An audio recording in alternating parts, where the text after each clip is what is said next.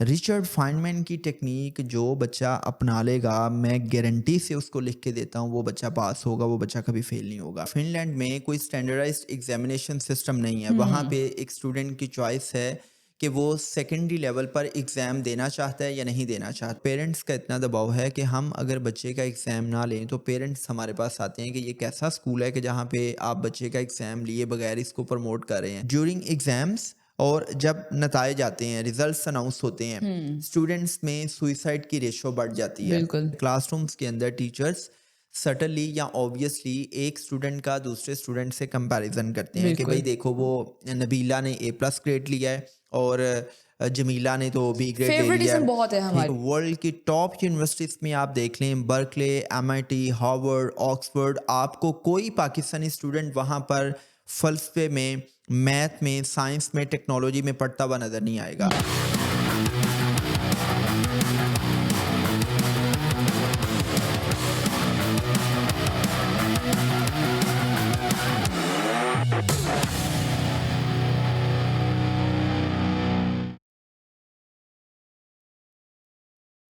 अस्सलाम वालेकुम viewers, ज़राफ़ा talks के साथ मैं हूँ आपकी होस्ट जबेरिया तारिक। उम्मीद करती हूँ आप सब खैर खैरियत से होंगे।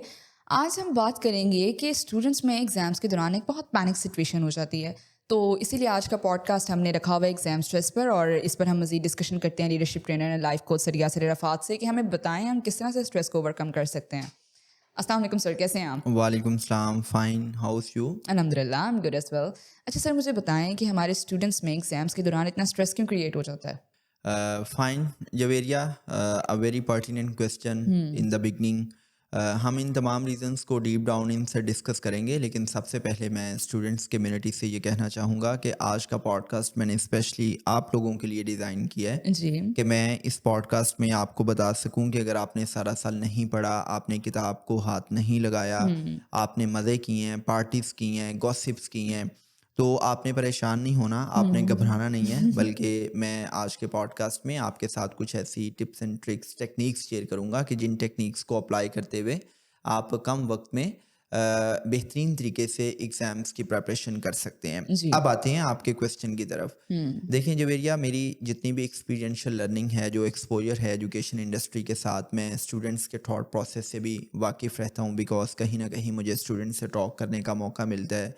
टीचर्स क्या सोचते हैं, उनके क्या चैलेंजेस हैं, डिफरेंट जो स्कूल ऑफ थॉट्स हैं, स्कूल इंडस्ट्री की क्या डायनामिक्स हैं, कॉलेजेस यूनिवर्सिटीज़ में क्या चल रहा है, ये सारी चीज़ें प्रैक्टिकली मेरे एक्सपोजर में रहती हैं। जी। तो मेरा जितना भी एक्सपीरियंस है, जितना भी एक्सपोजर है, उन सारी चीज़ों को अंडरस्टैंड करते हुए मैं आज के पॉडकास्ट में कोशिश करूँगा कि बड़े ही प्रैग्मेटिक अंदाज से अपने व्यूअर्स के साथ, स्पेसिफिकली स्टूडेंट्स के साथ कुछ चीज़ें हुँ, शेयर करूँ कि वो ईज़ीनेस फ़ील करें। आई मीन जी, मेरा मकसद ये है कि मैं स्टूडेंट्स को ईज़ प्रोवाइड कर सकूँ। जी। देखिए जवेरिया, सबसे पहले तो मैं बहुत बड़ा क्रिटिक हूँ इस एजुकेशन सिस्टम का कि ये एजुकेशन सिस्टम ही स्टूडेंट्स को स्ट्रेस देता है। हुँ, मैं बड़े बच्चों को तो बाद में डिस्कस करूँगा। मैं प्राइमरी एजुकेशन में अगर आप बच्चों की बात करें तो एक 5 साल का, 4 साल का बच्चा भी सिर्फ़ इस वजह से स्ट्रेस में रहता है कि उसको होमवर्क करना पड़ता है,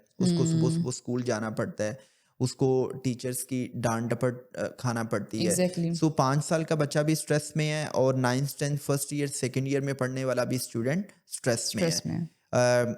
एग्ज़ाम्स के दौरान स्टूडेंट्स में एक सिंड्रोम डेवलप होता है, उसको हम कहते हैं आईबीएस, हुँ, इरिटेटेड बाउल सिंड्रोम। कि हुँ, इस सिंड्रोम में आप स्टेट ऑफ एंग्जायटी में चले जाते हैं, आपके अंदर एक स्ट्रेसफुल सिचुएशन डेवलप होती है और स्टेट ऑफ एंग्जायटी में आप समझते हैं कि यार मैंने तैयारी तो की है, लेकिन पता नहीं एग्ज़ाम में क्या आएगा। हुँ, आई मीन अब 2 किस्म के स्टूडेंट्स हैं। एक वो स्टूडेंट है जिसने तैयारी की है और एक वो स्टूडेंट है जिसने तैयारी नहीं की। हुँ, जिसने तैयारी की है वो भी परेशान है, उसके अंदर भी एक बेचैनी, बेसुकूनी है कि पता नहीं पेपर में क्या आ जाएगा।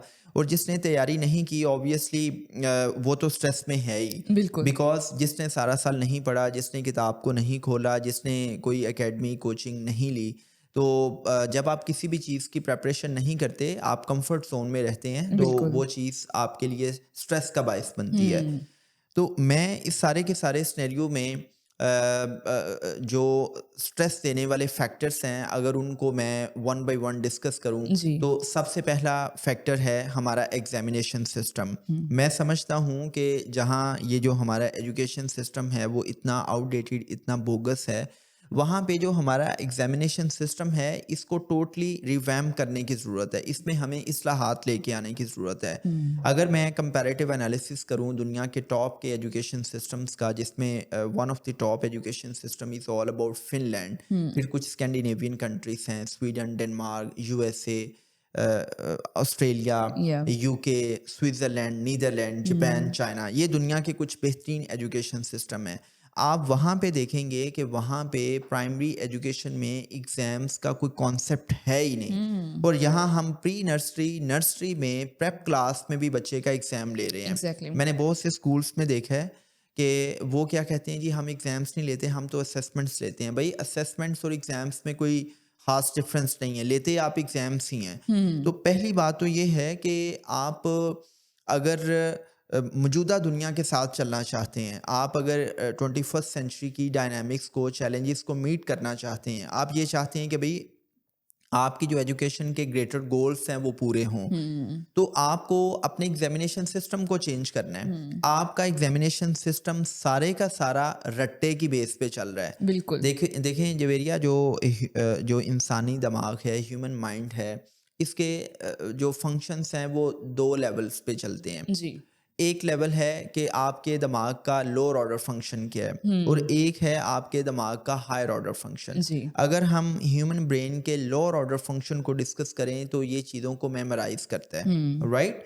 और अगर एग्जैक्टली। हम ह्यूमन ब्रेन के हायर ऑर्डर फंक्शन को डिस्कस करें तो ये आपकी सेल्फ जी। एक्चुअलाइजेशन के रिलेटेड है, ये सेल्फ रिफ्लेक्शन के रिलेटेड है, ये इमेजिनेशन के रिलेटेड है, ये इसका ताल्लुक आपकी creativity, rational thinking, critical thinking से है, राइट। तो इट मीन्स के जो आपके एजुकेशन सिस्टम के ग्रेटर गोल्स हैं वो ये होने चाहिए कि आप एक बच्चे के अंदर जो इननेट क्रिएटिविटी है, लेटरल थिंकिंग है, रैशनल थिंकिंग है, आप उसको नर्चर कर सकें, आप उसके अंदर एक लर्निंग एजिलिटी पैदा कर सकें, आप उसकी जो इननेट क्यूरोसिटी है उसको नर्चर कर सकें। एग्जैक्टली। अब मैं हमेशा एक बात किया करता हूँ कि बेहतरीन तलीमी निज़ाम वो है, या बेहतरीन उस्ताद वो है जो इल्म ना दे, इल्म की प्यास दे। बिल्कुल। अब ये जो एग्जामिनेशन सिस्टम है, ये एक तालिब इल्म के अंदर जो इल्म की क्यूरोसिटी है, लर्निंग एजिलिटी है, उसको नर्चर करने के बजाय उसको छीन लेता है। जी। अब देखें, मैं इस पे ना बड़ी सादा सी बात करता हूँ।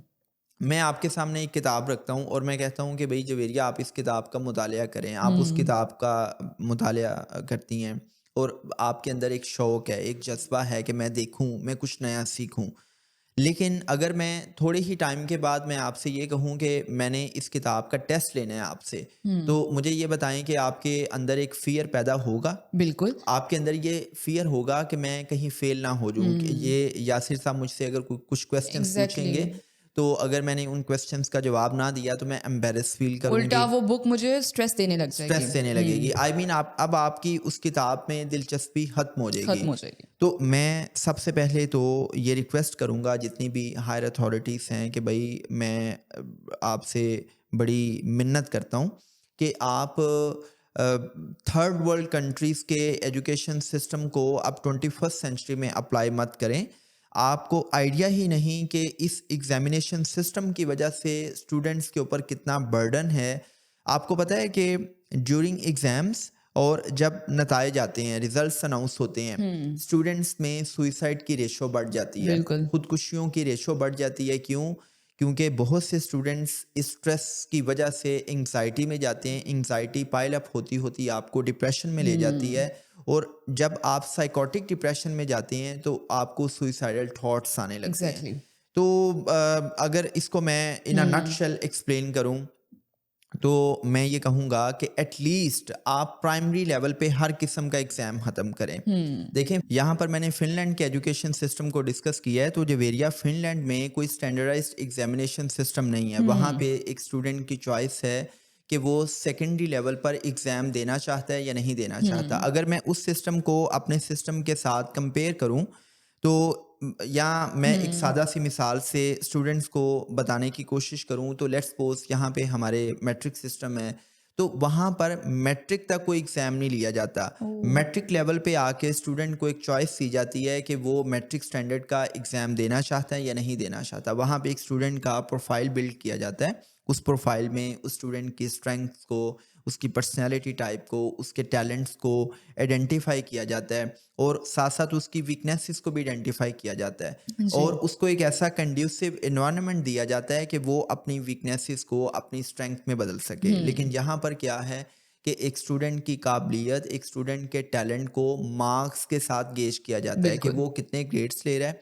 कितने मार्क्स ले रहा है। अब मैं आपको ये बात वसूख से कह रहा हूँ, मेरा मेरा अपना एक्सपीरियंस है, मैं खुद टॉपर रहा हूँ, मैंने बड़े मार्क्स लिए हैं। हुँ, पाकिस्तानी एजुकेशन सिस्टम में इस एग्जामिनेशन सिस्टम के साथ मार्क्स लेना कोई बात नहीं है, क्योंकि ये सिस्टम आपकी मेमोरी स्किल्स को टेस्ट करता है। जिस हुँ, बच्चे की मेमोरी स्किल्स जितनी अच्छी हैं, जो जितनी अच्छी रॉट लर्निंग कर सकता है, जितना अच्छा लेसन्स को अच्छे से रट्टा लगा सकता है, वो नंबर ले लेता है। बिल्कुल, अगर आपकी मेमोरी स्किल्स अच्छी हैं, अगर आपकी पेपर प्रेजेंटेशन अच्छी है, तो आप बोर्ड में टॉप भी कर सकते हैं। हुँ, लेकिन मैं आपको ये चैलेंज देता हूँ हुँ, कि आप बोर्ड में टॉप करने वाले स्टूडेंट्स को देखें, आप उनकी क्रिएटिविटी को चेक करें, आप उनकी लर्निंग एजिलिटी को चेक करें, आप उनकी नेचुरल इननेट क्यूरोसिटी को चेक करें, आप उनकी रैशनल थिंकिंग, लेटरल थिंकिंग को चेक करें, आप उनका कोई एग्ज़ाम ले लें, तो वो बच्चे आउट ऑफ द बॉक्स सोच नहीं सकते। एग्ज़ैक्टली, दैट्स द रीज़न मैं ये बड़ी गहरी बात करने लगा हूँ।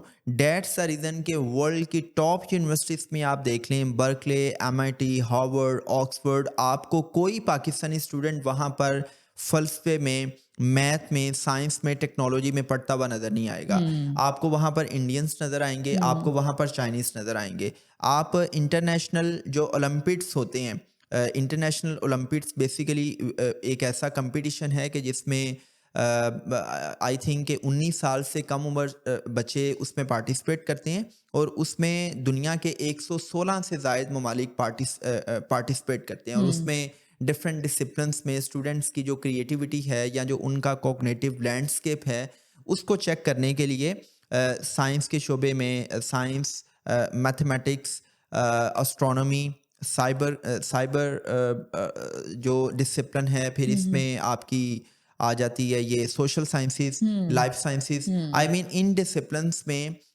स्टूडेंट्स को टेस्ट किया जाता है कि वो कितना हुँ, इंटेलेक्चुअली स्ट्रांग है। जी, लेकिन यहाँ पे हमारे जो स्टूडेंट्स हैं वो एक भेड़चाल का हिस्सा हैं। वो इंटेलेक्चुअली हैंडीकैप्ड हैं, वो हुँ, सिर्फ नंबर ले सकते हैं। एक किताब आपको पकड़ाई जाती है, आपने उस किताब को अच्छे से याद करना है जी। और याद करके आपने उसको अच्छे से प्रेज़ेंट कर देना है, ये आपकी काबिलियत का बिल्कुल, इम्तिहान है। मुझे लगता है तो कि सबसे पहले तो देखें, ये जो एग्ज़ामिनेशन सिस्टम है, ये स्टूडेंट्स को बहुत बहुत ज़्यादा स्ट्रेस देता है। हुँ, जैसा कि मैंने पहले कहा कि एग्ज़ाम स्ट्रेस में तो किसी को वॉमिटिंग का इश्यू है, हुँ, किसी को डायसेंट्री है, किसी को टेम्परेचर आपके है। किसी को टेम्परेचर है और एग्जामिनेशन हॉल के बाहर पेरेंट्स भी इतने पैनिक हुए हुए हैं हुँ, कि जी पता नहीं क्या होगा, अगर बच्चे के नंबर नहीं आएंगे तो उसका मुस्तकबिल तारीख हो जाएगा। और आप अपनी जो इनसिक्योरिटीज़ हैं वो बच्चों में इनकलकेट करते हैं कि बेटा अगर तेरे नंबर नहीं आए तो तेरा मुस्तकबिल तो बर्बाद है। एग्ज़ैक्टली, तो दूसरी इसकी मैं रीज़न की तरफ अब आऊँगा कि दूसरी रीज़न है पेरेंट्स का कंपैरेटिव माइंडसेट। पेरेंट्स का क्या, टीचर्स का कंपैरेटिव माइंडसेट। मैंने देखा है कि क्लासरूम्स के अंदर टीचर्स सटनली या ऑब्वियसली एक स्टूडेंट का दूसरे स्टूडेंट से कंपैरिजन करते हैं कि भाई बिल्कुल। देखो वो नबीला ने ए प्लस ग्रेड लिया है और जमीला ने तो बी ग्रेड ले लिया फ़ेवरेटिज़्म है। बहुत है ठीक हमारी है, चले खैर वो एजुकेशन फेवरेटिज्म सिस्टम तो में। है ही ना, उसको तो हम डिस्कस हुँ, नहीं करते। हुँ, लेकिन इस स्ट्रेस के पीछे बहुत बड़ी रीज़न टीचर्स का, पेरेंट्स का बिहेवियर है। बिल्कुल। घरों के अंदर सिबलिंग्स के दरमियान कंपैरिजन किया जाता है कि बड़े भाई ने ए प्लस ग्रेड लिया, भाई तुम तो बी भी नहीं ले सके, हुँ, या फलां कज़न ने, वो फुफ्फो के बेटे ने तो माशाल्लाह आई मीन मेडिकल कॉलेज में एडमिशन ले हुँ, लिया है, तो जमीला तुम तो आई मीन बी ग्रेड भी नहीं ले सकी, तुम मेडिकल एग्ज़ैक्टली, कॉलेज में नहीं जाओगी तो वो तो तुम्हारा रिश्ता कैसे होएगा उसके बिल्कुल। साथ। तो ये जो पेरेंट्स कंपैरेटिव माइंडसेट के साथ जब बच्चे को प्रेशराइज करते हैं, तो यकीन माने कि ये चीज़ बच्चों के अंदर डिप्रेशन पैदा करने का बायस एग्ज़ैक्टली, बनती है। तो मैं सारे पेरेंट्स से ये रिक्वेस्ट करता हूँ कि प्लीज़ फॉर गॉड सेक आप बच्चे की यूनिकनेस को समझें। और आपको क्यों नहीं समझ आती कि जो मार्क्स हैं, ग्रेड्स हैं, ये आपके बच्चे की काबिलियत का वो वाहिद टेस्ट नहीं है कि जिसकी बुनियाद पे आप ये कहें कि मेरा बच्चा काबिल है, लायक है, फ़ाइक है। ये मैं आपको बताता चलूँ कि दुनिया का कोई एजुकेशन सिस्टम, दुनिया का कोई इदारा अगर आपके बच्चे को फ़ेल कर रहा है, तो वो एजुकेशन सिस्टम फ़ेल है, वो इदारा फ़ेल है। क्योंकि दुनिया का कोई रिपोर्ट कार्ड आपके बच्चे की काबिलियत को डिफ़ाइन नहीं कर सकता। उसकी ये बातें मैं कोई आई मीन ऐसे नहीं कर रहा कि जी कोई बुकिश अप्रोच के साथ बात कर रहा हूँ। ये सारी की सारी बातें मैं इसलिए कर रहा हूँ कि मैंने इस सारे के सारे सिस्टम को ना सिर्फ समझा है, प्रैक्टिकल एक्सपोजर है, बल्कि उसके साथ साथ दुनिया में जो प्रैक्टिसेस चल रही हैं मैंने उनका एक कंपैरेटिव एनालिसिस किया है। देखिए दुनिया में जो बहुत सी लर्निंग डिसेबिलिटीज़ डिफ़ाइन हुई, लर्निंग डिसऑर्डर्स डिफ़ाइन हुए, उसके पीछे इंडस्ट्रियलाइजेशन थी, उसके पीछे मार्केट फोर्सेस और जो कॉर्पोरेट इंटरेस्ट थे वो इन्वॉल्व थे। तो जो मॉडर्न स्कूलिंग है, मॉडर्न स्कूलिंग में जो प्रैक्टिसेस राइज की गई हैं, ये सारे का सारा बिजनेस हो रहा है। अब यहाँ पे बहुत से स्कूल ओनर्स मेरी ये बात सुन के नाराज़ भी होंगे, वो कहेंगे कि ये देखें ये हमें डायरेक्ट हिट कर रहा है, लेकिन ये रियलिटीज़ हैं। बिल्कुल। हम अपनी सारी की सारी एफर्ट स्कूल्स में किस जी। एक चीज़ पे करते हैं कि नंबर आ जाए। तमाम स्कूल्स की परफॉर्मेंस को स्टूडेंट्स के मार्क्स के साथ गेज किया जाता है। आपको तमाम बड़े स्कूल्स के बाहर जिन दिनों रिजल्ट्स अनाउंस होते हैं, सोशल मीडिया पर फिजिकली आप देखें तो बड़े बड़े बिलबोर्ड्स नज़र आएंगे जी, इतने बच्चों ने A+ ग्रेड ले लिया, इतने बच्चे जो हैं वो मेडिकल कॉलेज में, बिल्कुल, इंजीनियरिंग यूनिवर्सिटीज़ में चले गए। ओ बिल्कुल। भाई मुझे ये बताएं कि अगर आपके स्कूल में 1000 स्टूडेंट्स पढ़ रहे हैं और उसमें से 20 स्टूडेंट्स ने या 100 स्टूडेंट्स ने लेट्स सपोज A+ ग्रेड ले लिया है, ओ भाई वो जो लाखों स्टूडेंट्स जिन्होंने C ग्रेड लिया है, B ग्रेड लिया है, आप उनको डिक्लेयर कर रहे हैं कि वो नालायक और निकम्मे हैं। बिल्कुल, ये सिस्टम नालायक और निकम्मा है, वो एग्ज़ैक्टली। बच्चे नालायक और निकम्मे नहीं है। इस हवाले से जवेरिया मेरे ज़हन में वो बात आ गई है हार्वर्ड गार्डनर की। उसने अपनी किताब फ्रेम्स ऑफ माइंड में बताया कि भई हम स्टूडेंट्स की इंटेलिजेंस को समझते हैं कि ये आईक्यू ही सब कुछ है, और हमने समझा हुआ है कि एक बच्चा अगर अपना आईक्यू हाई रखता है तो वहीं सिर्फ लाइक फाइक है, वहीं ज़हीन है। दुनिया में 9 किस्म की इंटेलिजेंसीज हैं। उसने जिन इंटेलिजेंसीज का जिक्र किया उसमें वर्बल इंटेलिजेंस है, उसमें लिंग्विस्टिक इंटेलिजेंस है, existential intelligence, numerical intelligence, data intelligence, then special intelligence, musical intelligence, kinesthetic intelligence. तो आई मीन आपकी क्लास में हर किस्म का बच्चा है और हर बच्चे ने नंबर नहीं लेने। देखें अगर हर बच्चा नंबर ले ले तो फिर तो ये दुनिया का निज़ाम नहीं ना चल सकता। हर नहीं। बंदे की कुछ नेचुरल प्रेफरेंसेस हैं, हर बच्चे का एक पढ़ने का मिजाज है। किसी बच्चे का इंटरेस्ट स्पोर्ट्स में बहुत होगा तो इट मीन्स कि वो बाय डिफ़ॉल्ट काइनेस्थेटिक इंटेलिजेंस के साथ पैदा हुआ है। किसी बच्चे का इंटरेस्ट बहुत ज़्यादा होगा कि वो लिखारी बहुत अच्छा होगा, वो लिखता बहुत अच्छा होगा, वो स्टोरी टेलर बहुत अच्छा होगा, तो इसका मतलब है कि उसके अंदर लिंग्विस्टिक इंटेलिजेंस है। कुछ बच्चे ऐसे होते हैं कि आप उनको कोई फिजिकल काम देंगे वो उनसे नहीं हो पाएगा, लेकिन अगर आप उनको कहेंगे कि भाई स्टेज पर आकर तकरीर करें तो वो बच्चे बहुत अच्छे से तकरीर कर रहे होंगे। वो बच्चे दूसरों से सोशलाइज बहुत अच्छे से करते हैं, तो उनके अंदर आई मीन इंटरपर्सनल इंटेलिजेंस होगी। कुछ बच्चे गुमसुम खामोश हर वक्त सोचते रहना, आइडियाज़ पे बात करना, आइडियाज़ को सोचना, उनके अंदर इंट्रापर्सनल इंटेलिजेंस होगी। कुछ बच्चे नात बड़ी अच्छी पढ़ते हैं, किरात बहुत अच्छी करते हैं, गाना बहुत अच्छा गाते हैं, उनके अंदर म्यूज़िकल इंटेलिजेंस है। बिल्कुल। और कुछ बच्चे स्पोर्ट्स में बहुत अच्छे हैं। आई मीन आप देखें कि पाकिस्तान में कितने बड़े-बड़े नाम हैं, शाहिद अफरीदी, शोएब अख्तर, बाबर आज़म, जहांगीर खान, राइट? तो ये वो लोग हैं कि जिनके अंदर काइनेस्थेटिक इंटेलिजेंस होती है। अब मैं आपको ये लिख के देने को तैयार हूँ, आप तमाम स्पोर्ट्समैन से पूछें कि क्या वो स्टडीज़ में अच्छे थे, कोई एक भी आपको नहीं कहेगा कि जी वो A+ बिल्कुल, ग्रेड लेता था। एग्ज़ैक्टली। हमने समझा है कि बस बच्चे के मार्क्स आ रहे हैं तो वो लायक है, ग्रेड वो से सब कुछ है। इंटेलिजेंट है। तो मैं ये कहता हूँ कि भाई आप सबको एक ही छड़ी से मत हाँकें, एक बच्चे का कंपैरिजन दूसरे बच्चे से ना करें।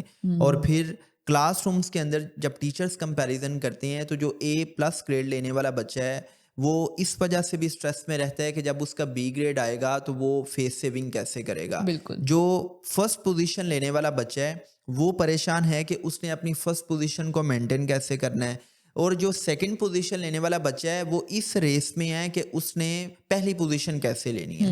अब मैं आपको बताता हूँ, मैं क्लासरूम में गया तो वहाँ पे मुझे टीचर ने बताया कि एक लड़की क्लास में मुझे ये कहती है कि मैडम मैं तो दुआ कर रही हूँ कि फ़लाँ लड़की बीमार ही रहे, क्योंकि अगर वो ठीक होगी तो वो पहली पोजीशन ले लेगी। ओह! अब देखें इसमें आपको कोई मैसेज मिल रहा स्टूडेंट्स है? का माइंडसेट इतना मतलब उन्होंने कर दिया हुआ है नहीं, कि आप इसमें कोई मैसेज ले रही हैं? बिल्कुल। ये एक इतना बड़ा मैसेज मिल रहा है कि हुँ, आपका एजुकेशन सिस्टम एक बच्चे के अंदर एथिक्स को डेवलप करने की एग्ज़ैक्टली। बजाय एक साइनर्जी डेवलप करने की बजाय कि भाई आओ हम मिल के काम करें, हुँ, आओ हम मिल के चलें, इतना आपने उसमें कंपटीशन डेवलप कर दिया है कि एक छोटी बच्ची ये कह रही है कि मैं दूसरी क्लास वालों के लिए दुआ करती हूँ कि वो बीमार ही रहे और हुँ, वो एग्ज़ाम्स ना दे सके, क्योंकि उसको ये डर है कि अगर हुँ, वो एग्ज़ाम देगी तो शायद वो उससे उसकी पहली पोजीशन छीन लेगी। बिल्कुल। So this is the mindset that we have developed amongst our students due to this bogus outdated exactly education तो सिस्टम। आप बेसिकली हमारे यहाँ के जो स्टूडेंट्स हैं ना वो लकीर के फ़कीर हैं।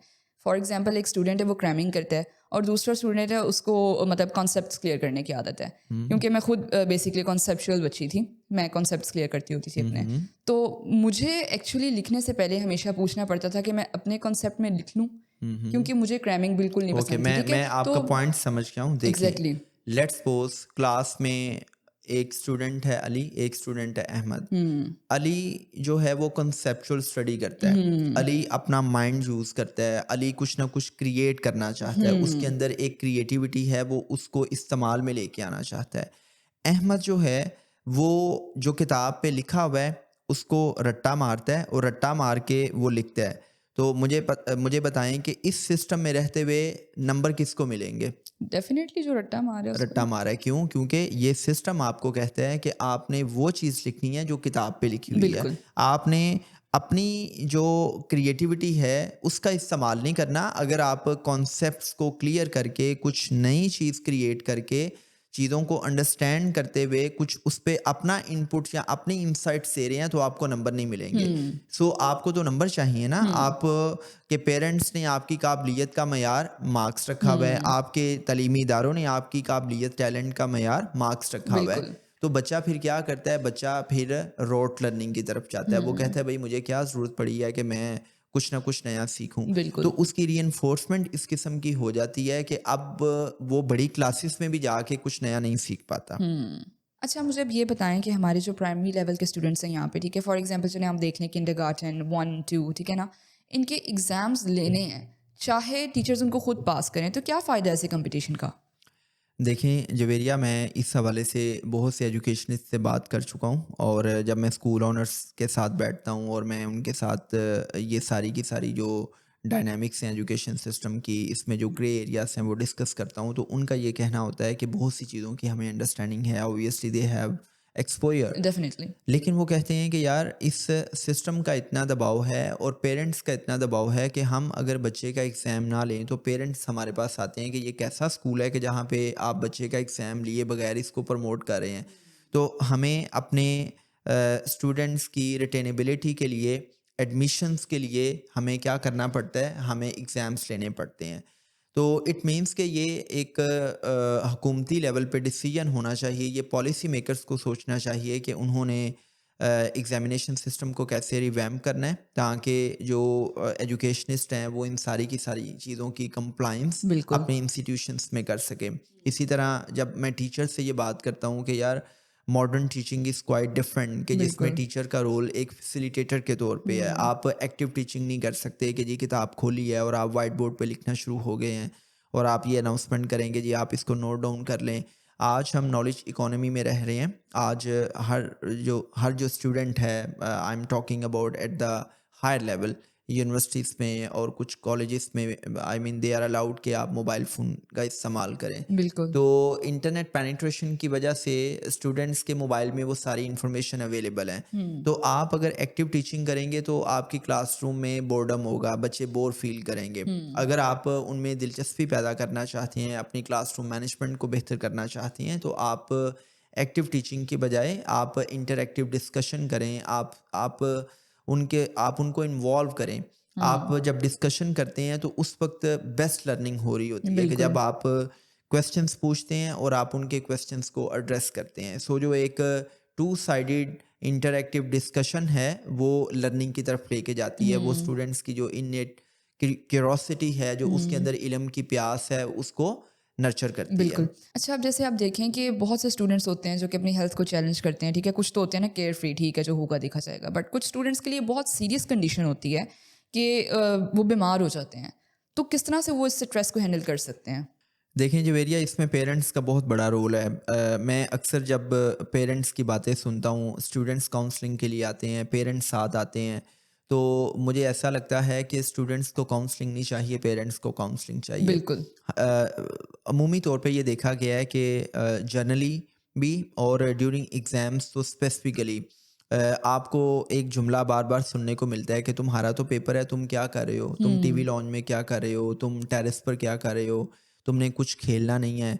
आई मीन आप एक स्टूडेंट से ये एक्सपेक्ट करते हैं कि वो एग्ज़ाम्स के दिनों में 24 घंटे किताब के साथ चिमटा रहे, और उसकी जो डेली रूटीन है वो तो ऑलरेडी इतनी ओवरबर्डन्ड है कि एक स्टूडेंट सुबह स्कूल जाता है, स्कूल से आके उसने लंच करना है, उसके डेफिनिटली। बाद आई थिंक कि कुछ स्टूडेंट्स आराम करते हैं, कुछ स्टूडेंट्स किसी एकेडमी में चले जाते हैं, या जो वेल ऑफ फैमिलीज हैं वो अपने स्टूडेंट्स को घरों के अंदर ट्यूटर अरेंज करवा देती हैं। तो ट्यूटर आ गया, आप एकेडमी में चले गए, वापस आए, आपने सेल्फ स्टडी की, आपने टीवी देखा, मोबाइल यूज़ किया और आप सो गए। इस सारी की सारी रूटीन में आपके पास कोई हेल्दी एक्टिविटी नहीं है, आप कोई गेम्स नहीं करने देते, आप स्पोर्ट्स नहीं करने देते। गेम्स को, स्पोर्ट्स को इतना नेगेटिवली डिस्कस किया जाता है कि वो जो आपने एक जुमला सुना है ना कि पढ़ोगे लिखोगे बनोगे नवाब, बिल्कुल। खेलोगे कूदोगे हो गए खराब। तो होगे खराब। अब हमें आज तक ये नहीं समझ आई कि ये कितनी गलत बात हम अपने बच्चों के माइंड्स में डालते हैं कि आपको आइडिया ही नहीं कि खेल खेल के अंदर बच्चे में मोर देन 100 टाइप की लीडरशिप स्किल्स डेवलप होती हैं। खेल कितना इंपॉर्टेंट है कि बिल्कुल। वो पेरेंट्स के जो परेशान रहते हैं टीनेजर्स के एटीट्यूड की वजह से कि इनके अंदर बहुत गुस्सा है, ये बहुत हाइपर एक्टिव है, छोटे बच्चों के हवाले से उनके ज़िद्दीपन की वजह से परेशान है, तो मैं उनसे ये कहता हूँ कि आप उनको नॉर्मल ज़िंदगी जीने दें, आप उनको बिल्कुल। कंट्रोल करना बंद करें। आप हर वक्त ये स्टेटमेंट देना बंद करें कि तुमने पढ़ाई नहीं की। आप डाइनिंग टेबल पे बैठे हैं फिर भी पढ़ाई डिस्कस हो रही है, आप कहीं पे भी बैठे हैं पढ़ाई डिस्कस हो रही है, आप एक रिसेप्शन में गए हैं वहाँ पे भी पढ़ाई ही डिस्कस हो रही है। तो बच्चा ये सुन सुन के कि यार माँ बाप का जो प्यार है वो इतना कंडीशनल है कि मेरी परफॉर्मेंस अच्छी है तो मुझे गले लगाया जा रहा है, अगर मेरे मार्क्स कम आए हैं तो मुझे रिजेक्ट किया जा रहा है। तो जो फियर ऑफ फेलियर है, जो फियर ऑफ रिजेक्शन है, ये बच्चे को डिप्रेशन में ले जाता है। तो मैं ये कहता हूँ कि भाई हर वक्त पढ़ाई को डिस्कस मत करें, स्पेशली टीनेजर्स के साथ तो आप हर वक्त पढ़ाई को डिस्कस करके आप उनको न सिर्फ पढ़ाई से बदज़न करते हैं बल्कि आप खुद से भी उनको दूर कर लेते हैं। बिल्कुल। तो एक नॉर्मल लाइफ होनी चाहिए। हाँ। जिस तरह हम कॉर्पोरेट सेक्टर में या प्रोफेशनल लाइफ के हवाले से वर्क लाइफ बैलेंस की बात करते हैं, इस तरह एक स्टूडेंट्स के एकेडमिक करियर में भी वर्क लाइफ बैलेंस होना चाहिए कि वो पढ़ाई ज़रूर करे, लेकिन पढ़ाई के साथ साथ उसकी मेंटल हेल्थ, उसकी फ़िज़िकल हेल्थ, उसकी इमोशनल हेल्थ, उसकी जो सोशल नीड्स हैं वो भी एड्रेस होनी चाहिए। अगर वो किसी दोस्त से मिलने गया है तो उसको बिल्कुल आप इजाज़त दें कि वो दोस्त से मिले। अगर वो पार्क में, ग्राउंड में खेलने गया है तो आप ये ना समझें कि जो खेलने वाले बच्चे हैं वो नालायक होते हैं। ये उसकी फितरी ज़रूरत है जो पूरी होनी चाहिए।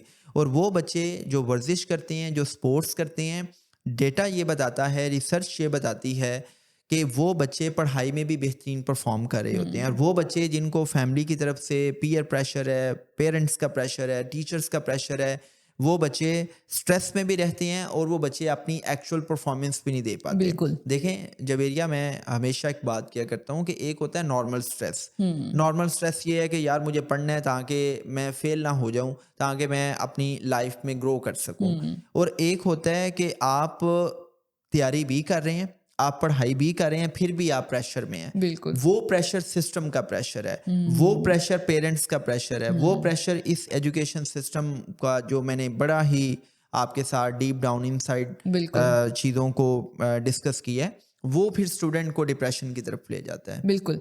अच्छा, तो आप ये देखें कि फॉर एग्ज़ाम्पल कुछ स्टूडेंट्स होते हैं, ठीक है ना? यही बात है कि डेफ़िनेटली एक स्टूडेंट 24 घंटे पढ़ता रहेगा तो उसका जो माइंड है वो काम करना छोड़ देगा, क्योंकि आप 8 घंटे से ज़्यादा अपने अंदर नॉलेज नहीं डाल सकते हो, ठीक है? तो आप ये बताएँ कि इस इस सिचुएशन में जिन पे स्टूडेंट्स के ऊपर प्रेशर होता है कि भैया आपने पढ़ना ही पढ़ना है, आप मुझे कमरे से बाहर नज़र ना हो, ठीक है? तो इनकी ब्रेन एक्टिवेशन के लिए आप क्या टिप्स दे सकते हैं?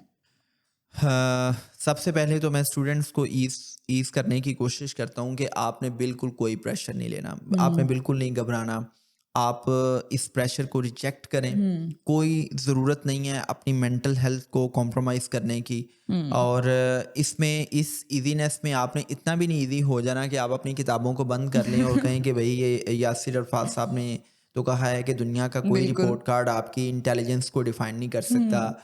दुनिया का कोई एजुकेशन सिस्टम आपके टैलेंट को डिफाइन नहीं कर सकता। तो मैं तो चूंकि बहुत टैलेंटेड हूँ, सो मैंने एग्जाम्स ही नहीं देने, मैंने तैयारी नहीं करनी। बिल्कुल, सो ऐसा भी नहीं होना चाहिए। It should be a balanced approach. अब ठीक वो है। बैलेंस्ड अप्रोच क्या है कि देखें, अब एग्जाम्स तो चल रहे हैं, आपने एग्जाम्स तो देने हैं, आप इस सिस्टम से लड़ तो सकते नहीं हैं।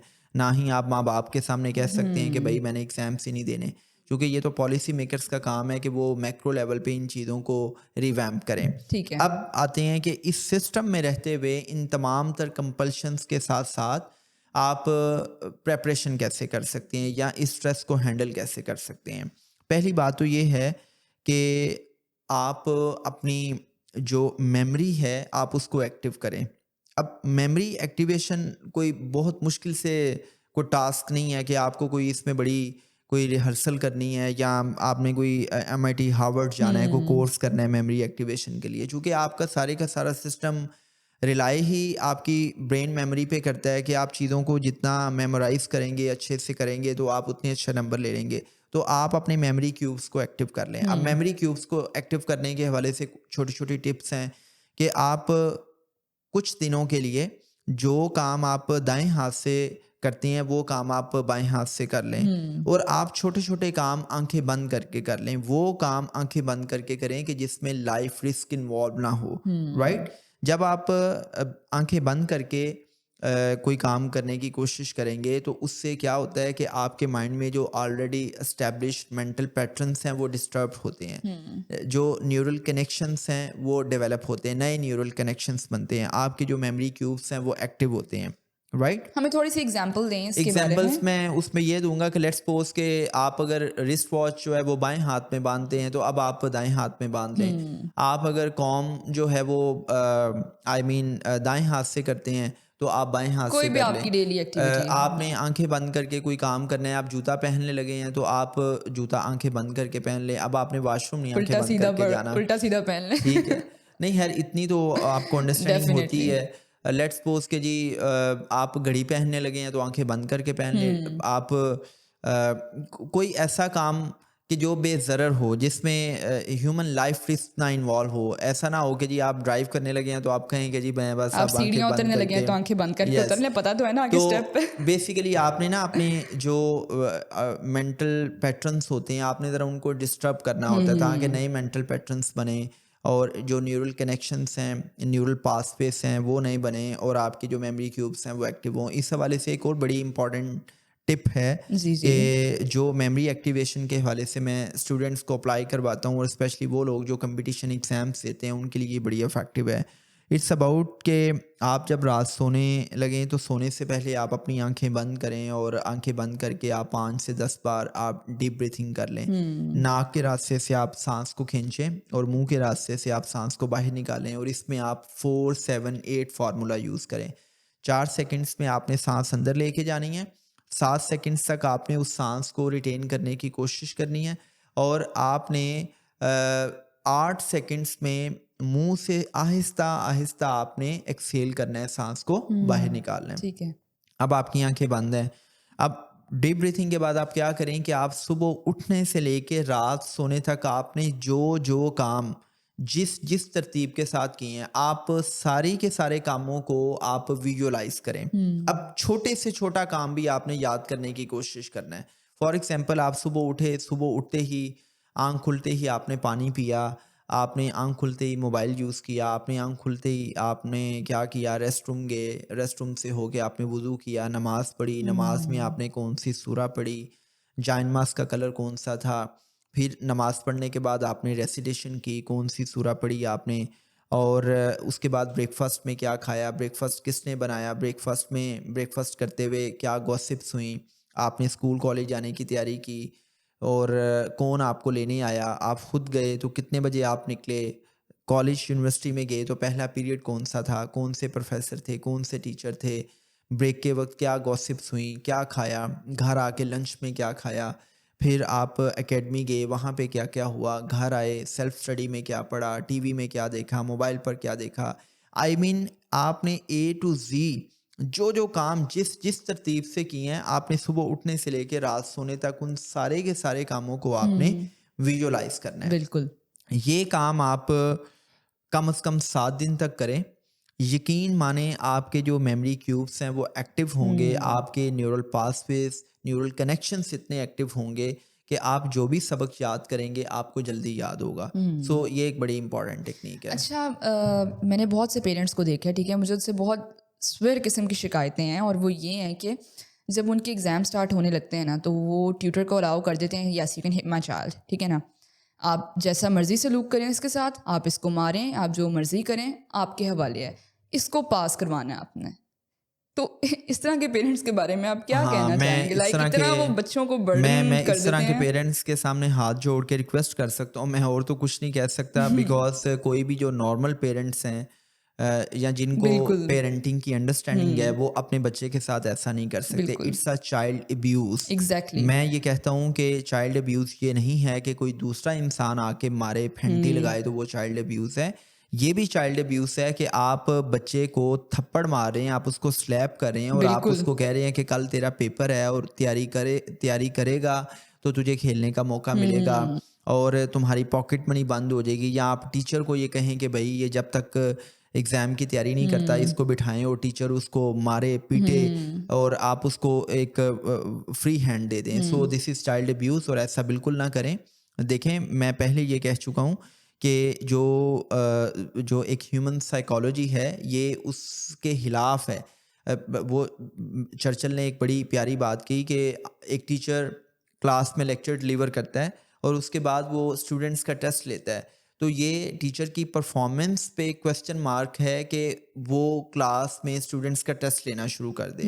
अगर आपने अच्छे से पढ़ाया तो टेस्ट की ज़रूरत ही नहीं रहती। बिल्कुल। तो मेरे ख्याल के मुताबिक ये आहिस्ता आहिस्ता एक अवेयरनेस बिल्ड करने की ज़रूरत है कि भाई अगर आपने पढ़ाई करवानी है तो उसमें आप बच्चे के ऊपर जुल्म मत करें। ये ऐसे ही है कि जब आप अपने बच्चे को एग्ज़ाम्स की तैयारी करवाते हैं, आप उसको होमवर्क करवाते हैं, तो आप क्या कहते हैं कि जी अच्छा ये पहले साइंस का पढ़ लो, मैथ का पढ़ लो, फिर इंग्लिश का पढ़ लो, फिर उर्दू का पढ़ लो और तुम्हारी डायरी मुकम्मल हो जाए तो फिर तुम्हें छुट्टी मिलेगी। अब देखें, वो बच्चे की डायरी मुकम्मल हो जाती है लेकिन वो बच्चा मेंटली इमोशनली कितना टॉर्चर हो रहा है ये आपको नहीं आइडिया। बिल्कुल। ये ऐसे ही है कि फॉर एग्जांपल आप जो है ना मुझे अपने घर में बुलाती हैं, भाई आप डिनर पे आ जाएं या आप लंच पे आ जाएं और मैं अपने बीवी बच्चों को लेके आपके पास आ जाता हूँ जी। और आप डाइनिंग टेबल पे आपने बिरयानी भी सर्व की हुई है, कौरमा भी सर्व किया है, आपने रशियन सैलेड भी सर्व किया, आपने कबाब भी सर्व किए हैं, आपने मटन चैम भी सर्व किया है। ये चले, सारी मेरी आप तो फेवरेट भूख चीज़ें हैं। लगने लग गई है, आप अच्छा, बातें कर रहे तो हैं। उसमें ये है कि मैं बिरयानी खाने लगूँ तो आप कहें कि नहीं नहीं यासिर साहब आपने पहले कौरमा खाना है। अच्छा, मैं कौरमा खाने लगूँ तो मैं कौरमे में से जो है ना वो थोड़ा सा सालन डालता हूँ और अब मैं क्या करता हूँ, मैं कबाब लेने लगता हूँ तो आप कहती हैं कि खबरदार यासिर साहब आपने कबाब को भी हाथ नहीं लगाना, आप कौरमे का पहले सारा बाउल ख़त्म करें अच्छा। तो मैं फिर आपको कबाब या बिरयानी खाने दूँगी। मुझे ये बताएं कि उस वक्त जो कौरमा है वो मुझे अच्छा लगेगा खाना? नहीं, बल्कि अगर ये काम रोज़ मुझे करना पड़े तो क्या मैं एक नॉर्मल इंसान रहूँगा? नहीं। बिल्कुल भी नहीं रहूँगा। ये काम हम रोज़ बच्चे के साथ करते हैं कि बिल्कुल। हम रोज़ उसको कहते हैं कि तुम पहले साइंस पढ़ो, फिर मैथ पढ़ो, फिर इंग्लिश पढ़ो, फिर ये पढ़ो, वो पढ़ो। ये होमवर्क नहीं होना चाहिए। आपको आइडिया ही नहीं कि ये होमवर्क कितना बड़ा चाइल्ड अब्यूज़ है कि पहली बात तो ये है कि मैं उन तमाम स्कूल्स को फेलियर डिक्लेयर करता हूँ कि जो बच्चे को इतना-इतना होमवर्क देते हैं और मैं उन तमाम एजुकेशनल इंस्टीट्यूशंस को एक बहुत बड़ा फेलियर डिक्लेयर करता हूँ कि जिन तालीमी इदारों में पढ़ने के बावजूद बच्चे एकेडमीज़ का, कोचिंग सेंटर्स का रुख करते हैं। और भाई आप क्लासरूम में क्या करते हैं? अच्छा, अब मुझे ये बताएं कि एक स्टूडेंट है, उसने फ़ैसला कर ही लिया है पढ़ने का, ठीक है ना, जो कि सारा साल नहीं पढ़ा, तो लास्ट मंथ में आके वो किस तरह से उस चीज़ को कॉप अप करेगा, किस तरह अपना सारा सिलेबस कवर करेगा? अच्छा, ऐसे स्टूडेंट्स जो है ना वो शहज़ादे होते हैं। उनको 19 तोपों की इस्लामी देनी चाहिए, जो सारा साल पढ़ाई नहीं करते, जो सारा साल क्लासरूम्स में आके मज़े करते हैं। और हुँ, यकीन मानें कि यही स्टूडेंट्स हैं जो अमली ज़िंदगी में कामयाब होते हैं। हुँ, अच्छा, ये स्टूडेंट्स के लिए तो ये बात बड़ी पॉपुलर होगी, लेकिन जब पेरेंट्स या टीचर्स मेरी ये बात सुनेंगे तो मुझे गालियाँ देंगे। वो कहेंगे कि ये बच्चों को बिगाड़ रहा है। देखें, मैं वैसे वो मैंने एक किताब पढ़ी थी रॉबर्ट टी कियोसाकी की, why students work for C students, कि हुँ, दुनिया में जितने भी A+ ग्रेड लेने वाले बच्चे हैं, ये C ग्रेड लेने वाले बच्चों के मुलाजिम होते हैं, हुँ, उनकी मुलाजमत करते हैं, और ये हुँ, ऐसा है भी, बिल्कुल। राइट? अच्छा, मैं है इस पे आता हूँ कि एक ऐसा बच्चा जिसने सारा साल नहीं पढ़ा, जिसके पास महीना है, 15 दिन हैं, और वो पास होना चाहता है, वो नंबर लेना चाहता है, या वो स्टूडेंट्स के जो बोर्ड में टॉप करना चाहते हैं और वो चाहते हैं कि जी महीने 1.5 महीने के अंदर वो कुछ ऐसा करें कि वो अपनी सारी किताब को गो थ्रू कर लें। तो हुँ, इस पे मैं 2 से 3 टिप्स उनके साथ शेयर करता हूँ। ये टिप्स बेसिकली मैं कंपटीशन एग्ज़ाम देने वाले स्टूडेंट्स के साथ भी शेयर करता हूँ, और मैंने अमली तौर पे इन टिप्स को खुद भी अप्लाई किया है।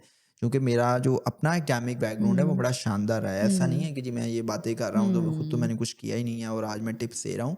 मेरा अपना एकेडमिक बैकग्राउंड बहुत अच्छा रहा है। अगर आपको कोई इसमें शवाहिद चाहिए तो हम अभी मेरा आपकी तरफ भी आते हैं। मेरा मेरा जो स्कूल है वो government comprehensive high school Gujranwala model town है, और अगर हुँ, आप उस स्कूल में जाएंगे तो आपको उस ऑडिटोरियम के बाहर जो रोल ऑफ ऑनर है उस पे नाम नज़र आएगा, मिडिल स्टैंडर्ड में भी और मैट्रिक स्टैंडर्ड में भी, यासिर अराफात, वही राइट? बात होगी ना कि बाकी स्टूडेंट्स को आप कह रहे हैं आप नालायक को। नहीं, मैंने तो ये नहीं आपने कहा। एजुकेशन सिस्टम तो कह रहे हैं नहीं, ना। नहीं, देखिए मैंने बिल्कुल नहीं कहा कि वो बाकी नालायक हैं। मैंने सिर्फ़ अपना बताया है कि मुझे पता है कि हुँ, नंबर कैसे आप ले हुँ, सकते हैं, क्योंकि नंबर लेना कोई बड़ी बात नहीं है। हुँ, क्यों? क्योंकि ये system, I repeating this statement again, कि ये सिस्टम आपकी मेमोरी स्किल्स को चेक करता है, आपकी जी, जी। पेपर प्रेज़ेंटेशन को चेक करता है। तो हुँ, इस सिस्टम में रहते हुए नंबर लेने के लिए टिप्स की तरफ आता हूँ। बल्कि ये जो मैं टिप्स जो दे रहा हूँ ना, ये आपके लिए बहुत हेल्पफुल होंगी कि अगर हुँ, आपने एंट्री टेस्ट देना है तो एंट्री टेस्ट की भी प्रिपरेशन आपकी बहुत अच्छे से हो जाती हुँ, है। इसमें पहली टेक्निक है, उसको हम फाइनमैन टेक्निक कहते हैं। ये बेसिकली एक फिजिस्ट हैं, और इनको नोबेल अवार्ड भी मिला। इनका नाम है रिचर्ड फाइनमैन, यस। हुँ, रिचर्ड फाइनमैन की टेक्निक जो बच्चा अपना लेगा, मैं गारंटी से उसको लिख के देता हूँ, वो बच्चा पास होगा, वो बच्चा कभी फेल नहीं होगा। हुँ, स्टेप्स क्या हैं? पहले तो आप ये डिसाइड कर लो कि आपने स्कीम ऑफ स्टडीज़ के मुताबिक क्या पढ़ना है। अब हुँ, स्कीम ऑफ स्टडीज़ समझना कोई रॉकेट साइंस नहीं है। आप किसी भी टीचर के पास जाते हैं, आप उसको कहते हैं कि सर मुझे ज़रा बता दें कि स्कीम ऑफ स्टडीज़ के मुताबिक मैं कौन-कौन से चैप्टर्स प्रिपेयर कर लूँ कि मेरी ऑब्जेक्टिव भी हो जाए और मेरी जो सब्जेक्टिव टाइप है वो भी क्लियर हुँ, हो जाए। हुँ, स्कीम ऑफ स्टडीज़ के मुताबिक आपने समझ लिया।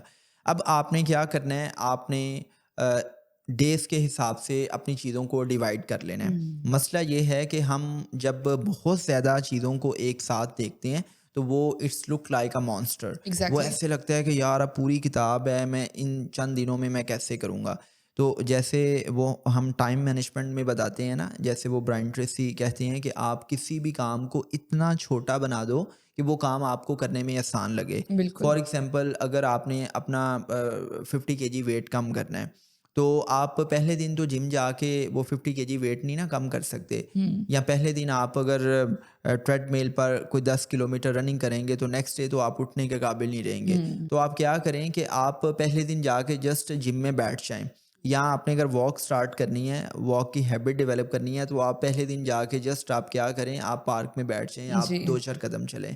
वो स्टूडेंट्स जो पढ़ने की आदत डेवलप करना चाहते हैं, जिनको किताब देखते ही नींद आ जाती है, हुँ, या किताब देखते ही वो 2 मिनट किताब पढ़ते हैं, फिर किसी दोस्त का मैसेज आता है, फिर 3 घंटे वो चैट चल रही है, और फिर कोई वायरल कंटेंट आ जाता है, फिर उस पे वो टिकटॉक यूज़ करते हैं, और करते-करते रात 2 बजते हैं और वो कहते हैं अच्छा यार मैं कल से पढ़ूँगा। वो कल कभी नहीं आती, बिल्कुल। राइट? तो ये इस सारे के सारे सिनेरियो में वो क्या करें कि वो पहले तो स्कीम ऑफ स्टडीज़ को समझें, उसके बाद वो डिवाइड कर लें कि यार मैंने रोज़ कितना करना है, और हुँ, स्टार्ट में थोड़ा काम करें।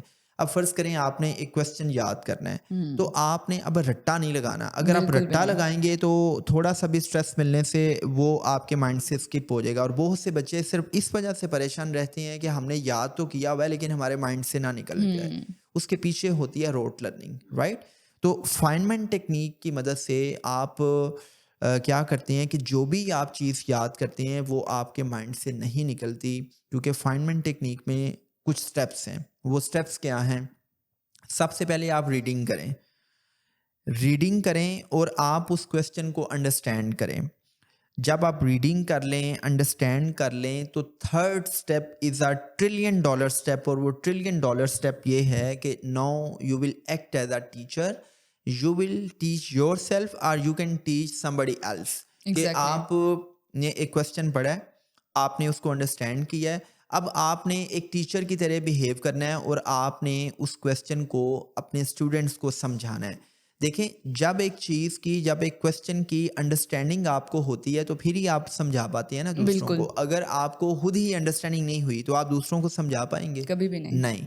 तो इसका मतलब है कि आप उस क्वेश्चन को उस लेवल तक अंडरस्टैंड करेंगे कि उसमें जो जॉर्गन्स हैं, उसमें जो मुश्किल टर्म्स हैं, कॉम्प्लेक्सिटीज़ हैं, आपने उसको इतना सादा, इतना आसान फ़हम बनाना है कि आप 10 से 12 साल के बच्चे को भी समझा सकें। बिल्कुल।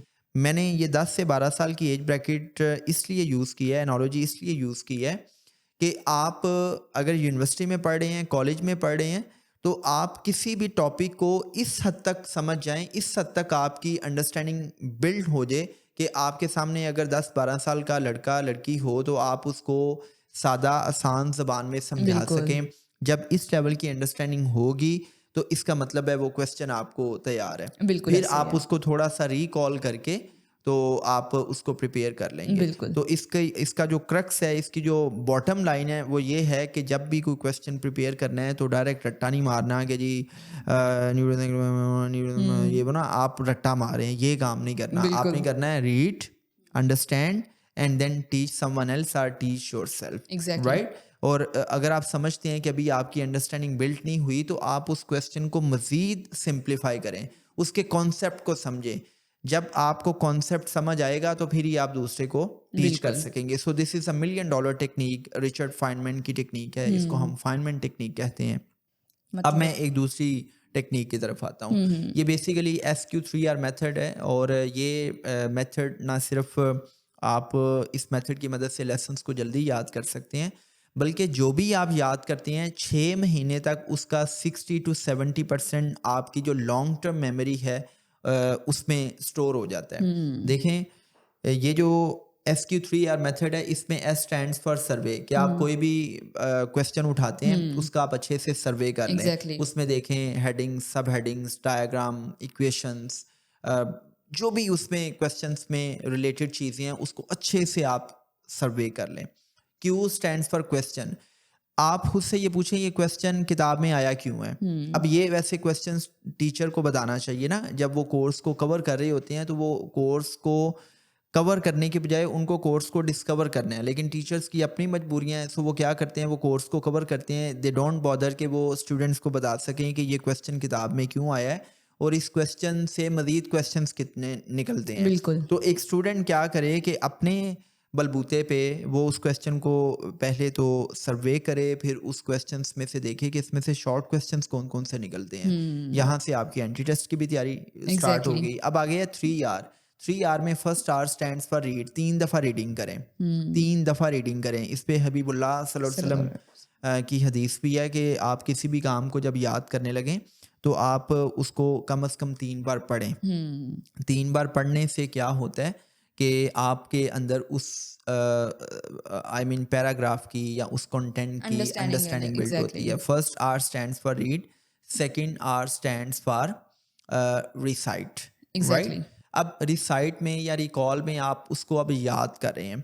जैसे आपने देखा ना हफ़ाज़े कराम कुरान को याद करते हैं, तो आप क्या करें कि अब आप उसको रिकॉल करें, रिसाइट करें, याद करें। अब याद करने का एक तरीका है बड़ा अच्छा।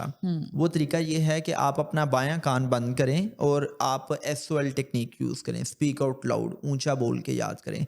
जब आप ऊंचा बोल के याद करते हैं, इतना भी नहीं ऊंचा बोलना कि सबको सुनाई दे, आई मीन इतना ऊंचा बोलें कि आपको सुनाई दे, तो वो डाटा सारे का सारा आपके राइट ईयर से आपकी लॉन्ग टर्म मेमोरी में जा रहा होता है। आपने देखा ना, जब बच्चा पैदा होता है तो उसके दाएं कान में अजान दी जाती है, तो वो डाटा उसके कॉन्शियस माइंड से अनकॉन्शियस माइंड में जा रहा होता है, उसकी शॉर्ट टर्म मेमोरी से लॉन्ग टर्म मेमोरी में जा रहा होता है।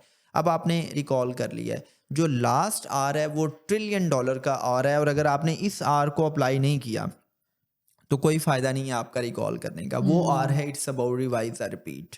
एग्जैक्टली। देखिए देखिए जवेरिया, ह्यूमन साइकोलॉजी ये है कि 24 घंटे में 60,000 ख्यालात आते हैं आपके माइंड बिल्कुल में, बहुत सा डाटा आ रहा होता है, बिल्कुल बहुत सा डाटा आपके कॉन्शियस माइंड में आ रहा होता है। देखें, जो भी चीज़ आप याद करते हैं, दिमाग को नहीं पता कि वो इम्पॉर्टेंट है या अनइम्पॉर्टेंट है, क्योंकि बिल्कुल दिमाग का कोई दिमाग नहीं है। अब आपने 3 घंटे लगा के एक क्वेश्चन को याद कर लिया, अब दिमाग को तो नहीं पता कि भाई यासिर अरफात ने या जवेरिया ने तो ये 3 घंटे लगा के क्वेश्चन याद किया है, तो इसको आपने ना अपनी मेमोरी में स्टोर करना है। दिमाग के लिए वो एक रूटीन का मैटर है, राइट? वो आपकी शॉर्ट टर्म मेमोरी में है। आपकी शॉर्ट टर्म मेमोरी का ताल्लुक आपके प्रीफ्रंटल लोब से होता है, राइट? आपके माइंड की लॉन्ग टर्म मेमोरी का ताल्लुक आपके हिप्पोकैम्पस से है। हिप्पोकैम्पस में बेसिकली वो चीज़ें जाती हैं कि जो आपके माइंड की लॉन्ग टर्म मेमोरी का ताल्लुक आपके ब्रेन के हिप्पोकैम्पस से है। अब माइंड को तो नहीं पता कि कौन सी चीज़ इंपॉर्टेंट है और कौन सी चीज़ अनइम्पॉर्टेंट है, तो आपने अपने माइंड को ट्रेन करना है, एजुकेट करना है, और उसके लिए आप क्या करें कि जो भी क्वेश्चन आप प्रिपेयर कर रहे हैं, आप 24 घंटे के अंदर अंदर उसको रिवाइज कर लें, रिपीट कर लें। जब आप उसको रिवाइज या रिपीट करते हैं तो दिमाग को ये सिग्नल जाता है कि ये डेटा इंपॉर्टेंट है, इसको आप लॉन्ग टर्म मेमोरी में सेव कर लो, और आप फिर बवक्त ज़रूरत जब उसको रिकॉल करते हैं, याद करते हैं, तो वो सारे का सारा डाटा आपको याद आता है। एग्जैक्टली इसकी मिसाल ऐसे है कि फॉर एग्जांपल अभी मैंने आज के लेसन्स को प्रिपेयर करना है, जो भी मैंने टाइम टेबल में शेड्यूल किया हुआ है, तो मैं क्या करूं कि मैं आज के लेसन्स को प्रिपेयर करने से पहले मैं जो कल याद किया था उसको मैं रिवाइज कर लूं, रिपीट कर लूं। इसी तरह एक छोटी सी टेक्निक है, इसको हम स्लीप यूनिवर्सिटी का नाम देते हैं, क्योंकि ह्यूमन साइकोलॉजी ये बताती है कि रात सोने से पहले आप जो भी काम करते हैं, जो भी गॉसिप्स करते हैं, आप सो जाते हैं, लेकिन आपका अनकॉन्शियस माइंड खुदकार तरीके से उन चीज़ों पर काम करता रहता है। तो आप रात सोने से पहले दिन भर आपने जो भी लेसन्स प्रिपेयर किए हैं, आप उन लेसन्स को सोने से पहले एक दफ़ा रिवाइज कर लें, आप सो जाएं। अब आपने सोने से पहले मोबाइल यूज़ नहीं करना, आपने किसी को टेक्स्ट नहीं करना, गुड नाइट नहीं बोलना, ठीक है? आप मेरी बात समझ गए हैं ना? बिल्कुल बच्चे बहुत लंबी मैसेजिंग करते हैं, तो आप क्या करें कि आप सो जाएंगे, लेकिन आपका जो अनकॉन्शियस माइंड है वो खुदकार तरीके से जो भी आपने लेसन्स प्रिपेयर किए हैं उनको आपके दिमाग में पुख्ता करेगा। बिल्कुल अच्छा, इसमें लास्ट पे मैं कुछ जनरल टिप्स देने लगा हूँ, और ये जनरल टिप्स बड़ी इंपॉर्टेंट हैं, बड़ी प्रैक्टिकल हैं। ये मैंने कुछ मेडिकल प्रोफेशनल से भी सीखा, कुछ मेरी अपनी रिसर्च थी, फिर मैंने कुछ चीज़ों को अप्लाई किया, करवाया, तो इसके बड़े अच्छे नताइज निकलते हैं। तो ये जनरल टिप्स बेसिकली उन स्टूडेंट्स के लिए हैं कि जो कहते हैं कि एक तो पढ़ने का दिल नहीं करता, दूसरे नंबर पर पढ़ाई करने बैठते हैं तो मोबाइल यूज़ करने का दिल करता है, और फिर थक जाते हैं नींद आनी शुरू हो और जाती नींद है। आनी शुरू हो जाती है। तो ये कुछ जनरल टिप्स हैं। पहली बात तो ये है कि भाई मेहरबानी करके आपने स्टडी टेबल यूज़ कर लें, चेयर का इस्तेमाल कर लें, लेकिन वो चेयर जो है वो रेस्ट चेयर ना हो। आप कभी भी लेट के ना पढ़ें, कभी भी बेड पर बैठ कर ना पढ़ें, क्योंकि जब आप बेड पर बैठते हैं या लेट के पढ़ते हैं तो आपका ब्रेन क्या करता है, वो सिग्नल्स देना शुरू कर देता है न्यूरोट्रांसमीटर्स को कि भाई आप वो मेलाटोनिन प्रोड्यूस करो, और आपको नींद आना शुरू हो जाती है, राइट? तो आप फिर डिज़ी फील करते हैं, और वैसे भी किताब को पकड़ते ही नींद इसलिए आती है कि आप की जो फोकस ऑफ थॉट्स है वो होना शुरू हो जाता है, सोचों का इर्तिकास होना शुरू हो जाता है। मेरे बिल्कुल पास वो लोग जवेरिया जो कहते हैं जी हमें नींद ही नहीं आती, जो इंसोम्निया के पेशेंट्स होते हैं, तो मैं उनको सबसे सादा, सबसे आसान जो टिप देता हूँ वो कहता हूँ भाई रात सोने से पहले कोई भी किताब पढ़ना शुरू कर दो। तो जब आप किताब पढ़ते हैं तो वो किताब आपके लिए नींद पैदा करने का बायस बनती है। एग्जैक्टली तो आपने कोई भी काम करना है तो स्टडी टेबल पे कर लें, या किसी ऐसी जगह पे बैठें जो हार्ड हो, कोविटेड जगह पे ना कंफर्ट जोन बैठें। से निकल के हाँ, पढ़ें। बेड पे लेट के या बैठ के आप ना पढ़ें। दूसरी चीज़ ये है कि जब आप पढ़ाई करते हैं तो आपका ब्रेन यूज़ हो रहा होता है, ब्रेन को एनर्जी चाहिए, और बेस्ट एनर्जी का सोर्स है कार्ब्स।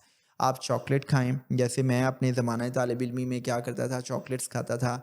चॉकलेट्स आपको इंस्टेंट एनर्जी देते हैं। आप पानी की कमी ना होने दें। आपके ब्रेन में अगर 2% भी पानी की कमी हो जाए तो सुस्ती काहली आती है, चूँकि आप के जब डिहाइड्रेशन होती है, पानी की कमी होती है, तो आपकी बॉडी सबसे पहले वाइटल ऑर्गन्स को वाटर देने की कोशिश करता है, राइट? तो आपको पानी फ्रीक्वेंटली पीना एंड चाहिए। आई गेस उसका बबल गम। देखें, उसका एक फ़ायदा ये भी है ना कि जब आप ज़्यादा वाटर इनटेक करते हैं तो आपको फिर यूरिनेशन भी करनी पड़ती है, आपको उठना पड़ता है। बिल्कुल।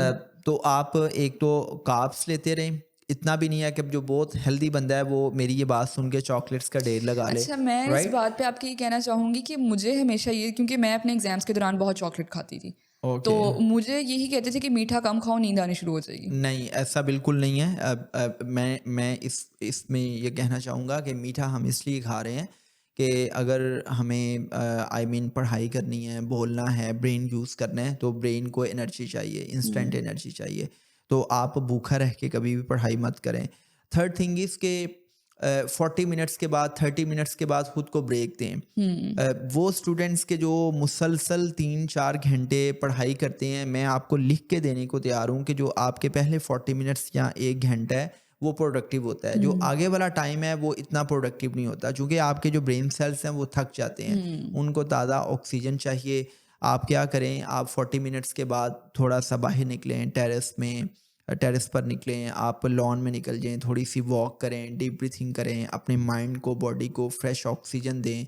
आप मेंटली फिजिकली खुद को रिजुविनेट करें, आप डीप ब्रीथिंग कर सकते हैं। तो जब आप मेंटली फिजिकली ताज़ा महसूस करें तो फिर आप दोबारा पढ़ने बैठ जाएं। अच्छा सर, ये बातें तो आपने बता दी हैं। मुझे ये बताएं कि कुछ स्टूडेंट्स ऐसे भी होते हैं जिन्होंने बहुत ज़्यादा प्रिपरेशन की होती है, बुक वॉर्म्स जो होते हैं, ठीक है? तो जब वो एग्जामिनेशन हॉल के बाहर जाते हैं, वो सारा कुछ उनके माइंड से ब्लो अप करना स्टार्ट कर देते हैं। अच्छा, हमें तो ये भी नहीं याद, हमें तो वो भी नहीं याद है। तो ये क्यों होता है?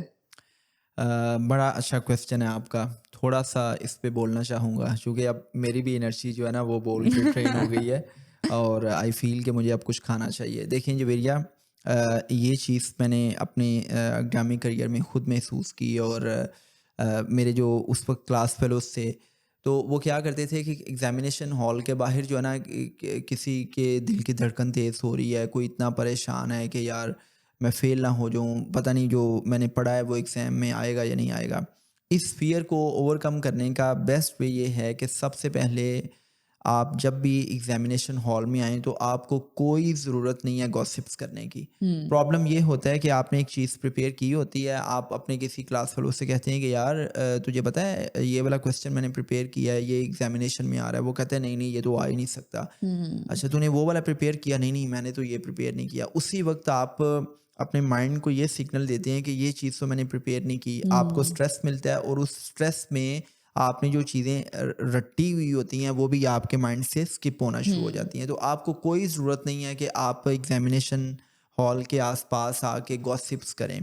आप अपने माइंड को रिलैक्स रखें, आप कोई तिलावत सुन लें, कोई म्यूज़िक सुन लें, जो दिल और करता अपनी है आप बुक्स को सुन बंद लें। कर दें। ठीक है? आप और मुझे उन स्टूडेंट्स की समझ नहीं आती कि जो एग्ज़ामिनेशन हॉल के बाहर किताबें लेके ऐसे पढ़ रहे होते हैं कि वही जैसे कह रही हूँ पता कि नहीं बुक्स को उन्होंने बंद कर टॉप कर दें। लेना है। हाँ, और भई आप एग्ज़ैक्टली। अपने माइंड को रिलैक्स करें।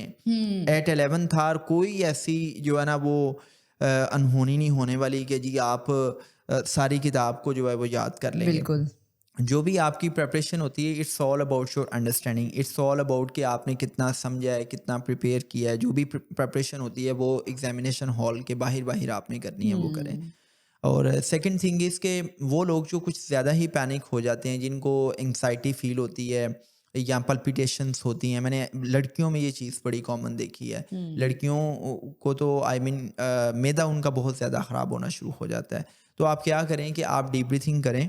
डीप ब्रीथिंग करके आप सेल्फ सजेशंस दें, और वो जो पॉजिटिव एफर्मेशंस हैं कि मैं बहुत पुरस्कून महसूस करती हूँ, मैं बहुत पुरस्कून महसूस करती हूँ, आई फील सो रिलैक्स्ड, मैं बहुत पुरस्कून महसूस करता हूँ। आप बार बार ये पॉजिटिव एफर्मेशंस दें। जब आप पॉजिटिव एफर्मेशंस देते हैं तो साइकोलॉजिकली जो कॉन्वर्सेशनल हिप्नोसिस है उसकी मदद से आपका माइंड आपकी बॉडी को रिलैक्स कर देता है। और आप बार बार खुद को ये सजेशंस दें कि मैं बेहतरीन तैयारी करके आई हूँ, मैं बेहतरीन तैयारी करके आया हूँ, मुझे कोई फ़र्क नहीं पड़ता। जब मैं तैयारी करता था तो मैं एक बात शेयर करूँगा, लेकिन मैं थोड़ा-सा इतना शेयर करूँगा कि वो शेयर करने के काबिल है। ठीक है? चूँकि जो मेरे मेरे करीबी लोग हैं वो मुझे जानते हैं कि जब मैं पेपर देने जाता था तो मैं कोई इतनी तैयारी तो मेरी होती नहीं थी, बिकॉज़ मैं अपनी हायर स्टडीज़ में मैंने जॉब्स भी की हैं, साथ-साथ पढ़ाई भी की है। तो मैं ऐसे तैयारी करने जाता था कि जैसे कोई जर्नल जो है ना वो जंग करने जाता है, अच्छा। और मैं एक तकरीर करता था कि देख लूँगा, मुझे कोई फ़र्क नहीं पड़ता। एग्ज़ैक्टली। मैं आखिरी दम तक इंशाल्लाह जो है ना वो आखिरी लफ्ज़ तक जो है ना वो लिखूँगा, जो भी मुझे आता है मैं लिखूँगा, और ये सिस्टम, ये एग्ज़ामिनेशन, मुझे इसकी कोई परवाह नहीं है। तो आपने बेसिकली ना अपने माइंड को ट्रेन करना है। आप तो पूरी जंग लड़ने जाते थे। यस, तो आई मीन आपने अपने माइंड को ट्रेन करना है कि भाई क्या हो जाएगा। मुझे पूरी ऑनेस्टी के साथ बताएं कि अगर एक बच्चा खुदा ना खास्ता पेपर में फेल हो जाता है या वो कुछ नहीं करके आ पाया, क्या हो जाएगा। आप अपने माइंड को ये भी ट्रेन करें कि what is the extreme level. भाई घर वाले ताने देंगे, घर वाले बेइज्जती करेंगे, अब्बा जी कोई 5-7 थप्पड़ मारेंगे, या बड़े फूफा जी की कुछ कॉल आ दिन जाएगी कि नाराज़ हो आपने जाएंगे। हमने अब जो है ना वो आपकी तरफ जो है ना वो रिश्ता नहीं करना। हो भाई, कुछ भी नहीं होता। ज़िंदगी जो है वो एक बहुत बड़ा चैप्टर है। हमने एग्ज़ाम्स को हमने पूरी ज़िंदगी समझ लिया होता है। हम समझते हैं, अब मैंने बहुत से बच्चों को ये बात कहते हुए सुना है कि बस मेरे मैट्रिक में नंबर आ जाए ना तो मेरी ज़िंदगी सवर जाएगी। और ये बात उनके माइंड्स में डाली जाती है कि भाई ज़िंदगी मैट्रिक में नंबर लेना है, ज़िंदगी एफएससी में नंबर लेना है, ज़िंदगी जो है वो मेडिकल कॉलेजेस, इंजीनियरिंग यूनिवर्सिटी में एडमिशन लेना है। बिल्कुल। और भाई ज़िंदगी एक बहुत बड़ा चैप्टर है, ज़िंदगी आपकी यहाँ पर ख़त्म नहीं हो जाती। आपने ज़िंदगी की बड़ी शेड्स देखनी होती हैं, राइट? तो ये तो एक लाइफ का एक आपका छोटा सा चैप्टर है। अभी तो आपने प्रैक्टिकल लाइफ का आगाज़ भी नहीं किया होता। सो इसलिए अपने माइंड को प्रैग्मेटिकली आप ये ट्रेन करें कि भाई कोई फ़र्क नहीं पड़ता, मैंने अपनी तैयारी की है। देखें, तैयारी करना आपका काम है। जब आप तैयारी करती हैं तो तैयारी आपको स्ट्रेस से निकालती है, आपको यूज़ स्ट्रेस से निकालती है, आपके अंदर एक कॉन्फिडेंस बिल्ड करती है। लेकिन अगर तैयारी करने के बावजूद आप एंग्जाइटी में हैं तो फिर आप एक तो पॉजिटिव एफर्मेशन से काम लें, दूसरा अपने माइंड को ट्रेन करें कि अगर एक्सट्रीम रिजल्ट्स मैं देखूं तो क्या हो जाएगा, मुझे कोई कत्ल तो नहीं कर देगा, मेरी कोई जान तो नहीं ले लेगा। और मेरे हाल से कोई भी इतना जालिम बाप या माँ नहीं है कि जो पेपर ठीक ना होने पे अपने बच्चे की जान ले ले। वैसे तो हमें अनफॉर्चुनेटली ऐसी मिसालें सुनने को मिली हैं कि मैं एक खबर पढ़ रहा था, ये कोई 3-4 महीने पहले की बात है कि कोई 7 साल का या 12 साल का बच्चा था, और ये केपीके की बात है या गिलगित बल्तिस्तान की बात है कि बाप को पता चला कि उसके नंबर नहीं आए, उसने उसको इतना मारा और उसकी जान ले ली। ओ। तो ऐसी भी हमें मिसालें मिलती हैं। तो उसमें यह है कि कोई आपकी जान नहीं ले लेगा। ये ज़िंदगी इधर एग्ज़ाम्स पे इन चीज़ों पे नहीं ख़त्म हो जाती। ज़िंदगी बहुत बड़ी है, बहुत सी बिल्कुल। आपको चांसेस मिलते हैं तरक्की करने के। अपनी पूरी एफ़र्ट करें। और लास्ट पे जो है ना मैं स्टूडेंट्स के साथ डायरेक्ट टॉक करना चाहता हूँ। बिल्कुल। यार, पहली बात तो ये है कि इस खौफ से निकलो कि पता नहीं क्या हो जाएगा, कुछ भी नहीं होता। दुनिया में करोड़ों लोग इस वक्त बहुत कामयाब ज़िंदगी जी रहे हैं कि जो किसी न किसी एग्ज़ाम में फ़ेल हुए, जिनके ऊपर एग्ज़ाम्स का प्रेशर था, सोसाइटी का, पीयर्स का, माँ बाप का, टीचर्स का प्रेशर लेना बंद करें। अगर आपने सारा साल नहीं पढ़ा तो ये जो एजुकेशन सिस्टम है ये आपको सपोर्ट करता है कि आप कम वक्त में स्कीम ऑफ स्टडीज़ को समझते हुए बेहतरीन तरीके से तैयारी कर सकते हैं। मैंने आपके साथ फाइनमेंट टेक्निक शेयर की है, SQ3R मेथड शेयर किया है, कुछ जनरल टिप्स शेयर की हैं। उन जनरल टिप्स को अप्लाई करें, स्कीम ऑफ स्टडीज़ को समझें, उसका ब्रेक डाउन करें, रोज़ कुछ ना कुछ कर लें और आप इंशाल्लाह कामयाब होंगे। और कमरा इम्तिहान में स्ट्रेस मत लें, जो होगा देखा जाएगा। दुनिया में करोड़ों लोग हैं कि जो फेल हुए हैं, और फेल होना बुरी बात नहीं है, फेल होके गिर जाना बुरी बात है। आखिरत की तैयारी तो करें। नहीं, आखिरत की तैयारी नहीं, आप अब आखिरत पे ना ले आए। कुछ ठीक होते हैं है, ना ऐसे शहजादे ठीक। स्टूडेंट्स कहते हैं आखिरत की टेंशन लो, यहाँ की क्या टेंशन लेनी है। नहीं, अब आप इसको बिल्कुल ही लाइटर मूड पे ना लेके जाएं। आपको नहीं पता कि भाई ये चीज़ें मैटर करती हैं। अब देखें ना, एक बच्चे ने मेडिकल कॉलेज में जाना है, तो मेडिकल कॉलेज में जाने का एक प्रोसेस है ना, उसको नंबर लेने पड़ेंगे चूँकि सिस्टम की मजबूरी है। एक बच्चे ने इंजीनियरिंग यूनिवर्सिटी में जाना है, वो चाहता है जी उसका नस्ट में एडमिशन हो जाए, केई में हो जाए। राइट। तो उसको तो केई नहीं, ये जो यूईटी है, यूईटी में हो जाए तो उसको तो नंबर चाहिए ना। मुझे तो खुद समझ ठीक नहीं है। आती कौन से ऐसे स्टूडेंट्स होते हैं जो इतनी पागलों की तरह टेंशन लेते हैं। लाइक मैं तो खुद लास्ट मंथ में आगे पढ़ती थी, वो नहीं भी नहीं, इज्जत की भी बेस पे, कि भाई देखिए, इज्जत बिस्ती का मैं मामला किसी है। स्टूडेंट को बुरा नहीं कह रहा, वो भी स्टूडेंट अच्छे हैं जो पढ़ाई करते हैं, बिल्कुल। वो भी स्टूडेंट्स अच्छे हैं जो पढ़ाई नहीं करते। हर बच्चे का अपना अपना एक मिजाज है, उसकी अपनी अपनी एक नेचुरल प्रेफरेंस है। कुछ बहुत पढ़ाकू होते हैं, जो कुछ कम होते हैं, कुछ मेरी तरह होते हैं जो बिल्कुल नहीं पढ़ना चाहते। सेम। ठीक है। नहीं, मैं आपकी नहीं, तरह मैं नहीं हूँ। यूनिवर्सिटी ठीक है, में मैं आके वैसे बहुत पढ़ने वाला बच्चा था। मैं भी बहुत पढ़ने वाली चलें जी, बच्ची थी। थैंक यू वेरी मच, और अल्लाह पाक आप सबको कामयाब करे। मैं आप सबकी कामयाबी के लिए बहुत दुआ गो हूँ। बस आपने आमीन। टेंशन नहीं लेनी यार, प्लीज़। ज़िंदगी को मज़े से जियो, ब्लिसफुल लाइफ जियो, शानदार लाइफ जियो। ज़िंदगी एक बार मिलती है, राइट। और आपने आई मीन मेंटल हेल्थ पे कोई कॉम्प्रोमाइज़ नहीं करना। आप सब जिंदाबाद और पाकिस्तान पाइंदाबाद। Thank you very much. Allah हाफिज़।